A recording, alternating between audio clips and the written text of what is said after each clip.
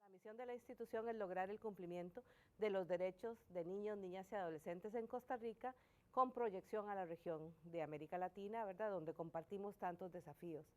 En ese contexto, explotación sexual comercial, bueno, violencia en general, la presencia de la violencia en la vida de los niños, niñas y adolescentes, la violencia contra, la violencia entre y la violencia desde ellos y ellas a la sociedad, es un ámbito de acción histórico de la Fundación Paniamor, desde una mirada de prevención, de búsqueda de los factores que contribuyen a vulnerabilizar a esta población frente a la violencia y la modificación de esos factores, ¿verdad?, para lograr avanzar digamos, en unas condiciones de vida que les permitan crecer y desarrollarse de manera óptima sin la presencia y el peso de este flagelo en sus vidas y las de sus familias.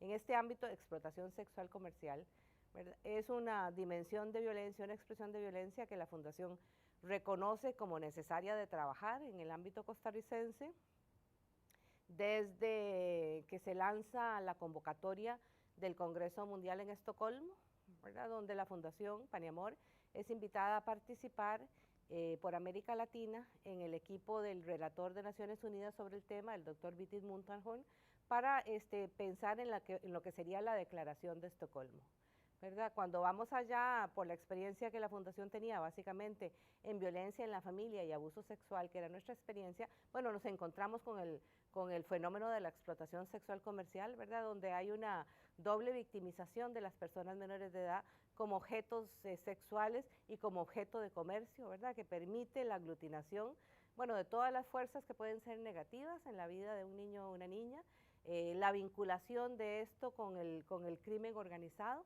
¿verdad?, con la explotación de las personas por las personas, donde también identificamos que Costa Rica era visto con preocupación internacionalmente con los colegas de Interpol, ¿verdad?, como un país que ya para esa altura digamos, se indicaba como frágil o como vulnerable a la ocurrencia de lo que se conoce como turismo sexual, que es la explotación sexual asociada a viajes y turismo. Entonces, en ese contexto, la Fundación inicia, digamos, una mirada en el país para conocer más, ¿verdad?, sobre el tema. No se puede intervenir algo que se desconoce para plantear, siempre que nosotros nos proponemos plantear una dimensión de violencia que está afectando los derechos de la niñez y la adolescencia, pues nos planteamos 7 preguntas, ¿verdad?, que son muy sencillas, o sea, ¿qué, verdad? ¿Quién está haciéndole qué, verdad? ¿Quién es la persona que está agrediendo? ¿Cuál es el tipo de violencia que se está ejerciendo? ¿A quiénes son las personas menores de edad con mayor vulnerabilidad? Pero además preguntándonos por qué, ¿verdad? ¿Cuándo? ¿Cómo y dónde? ¿Verdad? Cuando uno se plantea todas esas preguntas, uno realmente permite empezar a intentar contestarlas, a perfilar la problemática, ¿verdad? Entonces te salen los perfiles de las poblaciones más vulnerables a eso, te salen los perfiles de las poblaciones con mayor posibilidad de ejercer la violencia, te salen las características del contexto, ¿verdad?, en este caso nuestro país, que pueden contribuir a que esa situación se dé, ¿verdad? Y entonces eso permite establecer una serie digamos, de aprendizajes o de hipótesis de trabajo. Las respuestas a esta pregunta frente al análisis de la explotación sexual comercial, ¿verdad?, lo primero que nos anunciaron era que era un asunto que la Fundación no podía intervenir sola, ni siquiera sola la Fundación con el Estado, ¿verdad?, que realmente dado el carácter comercial de la explotación, digamos, el desconocimiento, el carácter clandestino de la actividad, digamos, la resistencia de la sociedad a reconocer el problema como existente, nosotros teníamos que convocar lo que se llaman actores no tradicionales en el tema, ¿verdad?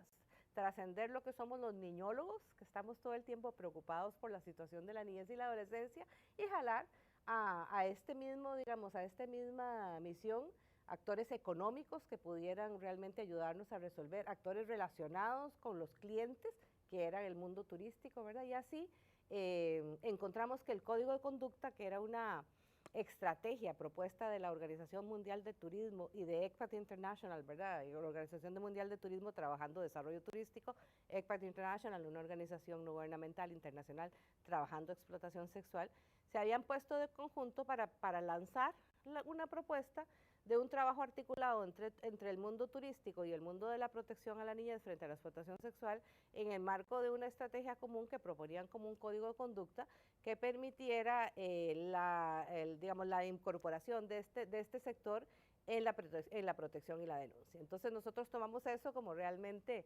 la herramienta que nos podía servir, la traemos al país y le damos el sello costarricense, ¿verdad? En ese sentido, es una iniciativa que después de analizar el contexto nacional vemos que no estaba dada la voluntad política en ese momento. Estamos hablando a la altura del 2003. Desde el sector político todavía existía una resistencia a abordar el tema, se consideraba que hablar, bueno, de este fenómeno podía afectar la marca país, ¿verdad? Como país comprometido con el turismo sostenible, ¿verdad? Que podía hablar del tema, podía más bien exponer más al país a un incremento en la afluencia de turistas que buscaran este tipo de cuestión, ¿verdad?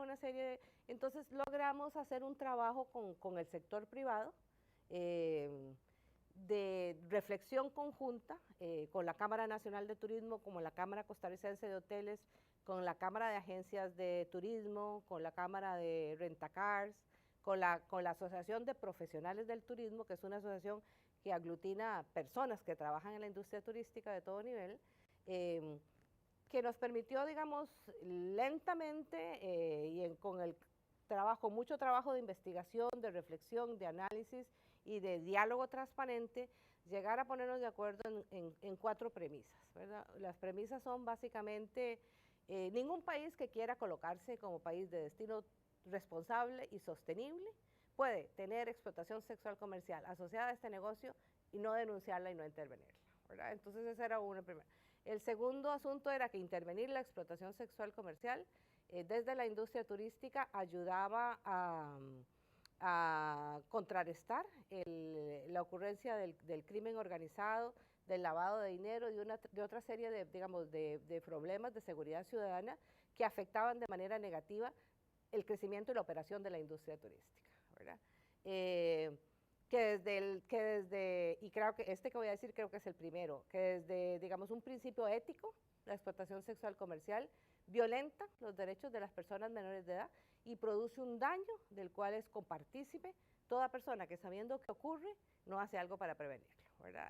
Hay una tendencia a pensar que como el turismo sexual afecta prioritariamente a adolescencia, no niñez pequeña, ¿verdad? De que es una situación de decisión, ¿verdad? De decisión propia de las adolescentes, que es una práctica que genera ingresos que la verdad no le hace daño a nadie, ¿verdad? Y hay una tendencia a la tolerancia mezclada con todos los tabús que se manejan en materia de sexualidad, ¿verdad? Entonces, el primer paso realmente fue ese, decir, bueno, esto no es un asunto individual, es producto de una serie de situaciones, ¿verdad? Que el país presenta que forzan a estas poblaciones a recurrir a esto. Es un asunto que si el país quiere posicionarse adecuadamente tiene que resolver, enfrentar y resolver.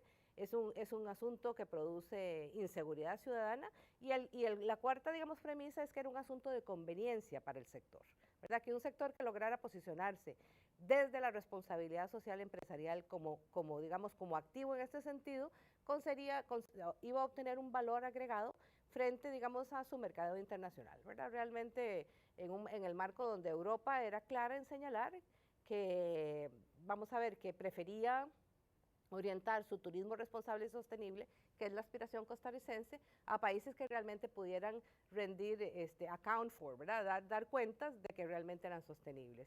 Logramos juntos construir que cuando se hablaba de sostenibilidad, ¿verdad? Se tenía que hablar de los 3 elementos, no solo la preservación del medio ambiente, que es el compromiso histórico de Costa Rica, sino la protección de los derechos de las poblaciones que trabajamos ahí y la contribución del turismo al crecimiento económico del país de manera digna y constructiva.